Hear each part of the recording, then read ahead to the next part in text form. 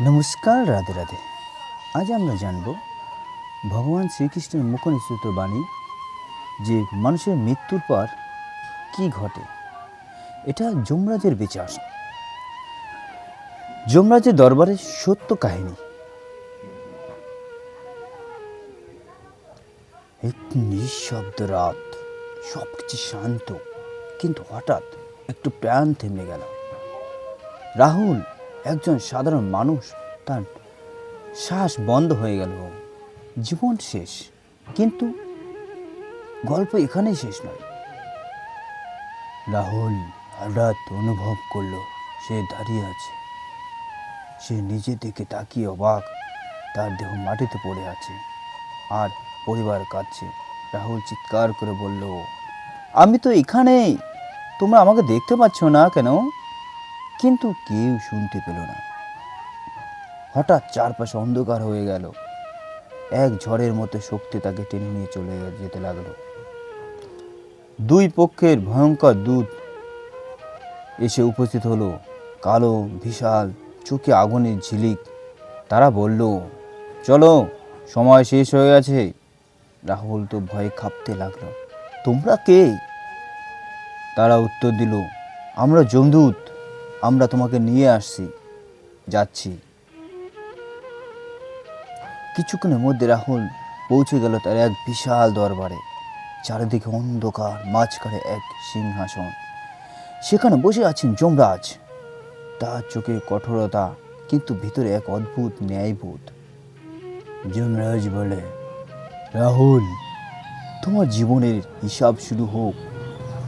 হঠাৎ সামনে এক বিশাল পর্দা দেখা গেল।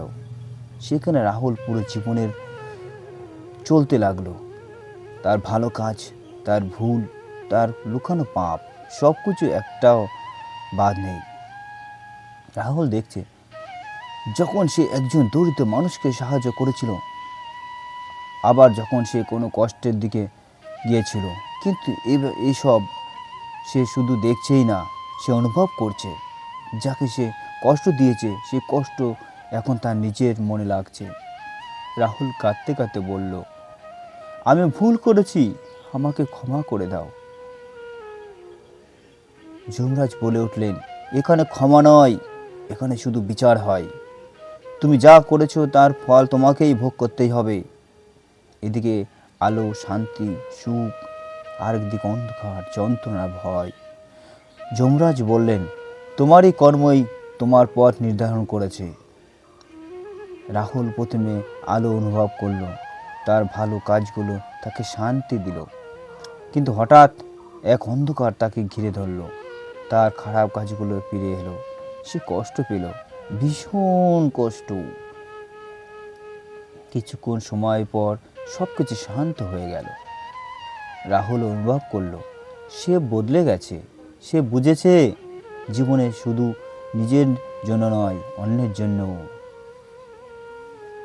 যমরাজ আবার বললেন, তোমার শিক্ষা সম্পূর্ণ হয়নি, তাই তোমাকে আবার যেতে হবে।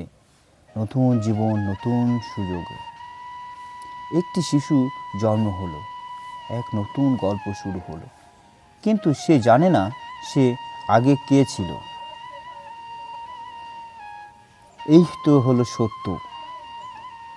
মৃত্যু শেষ নয়, বিচার নিশ্চিত। আর কর্মের ফল একদিনই পেতেই হবে।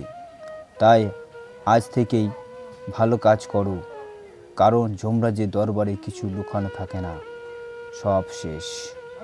এই গল্পটিতে তোমাদের কেমন লাগলো? যদি ভালো লেগে থাকে তাহলে লাইক, কমেন্ট ও সাবস্ক্রাইব করবে।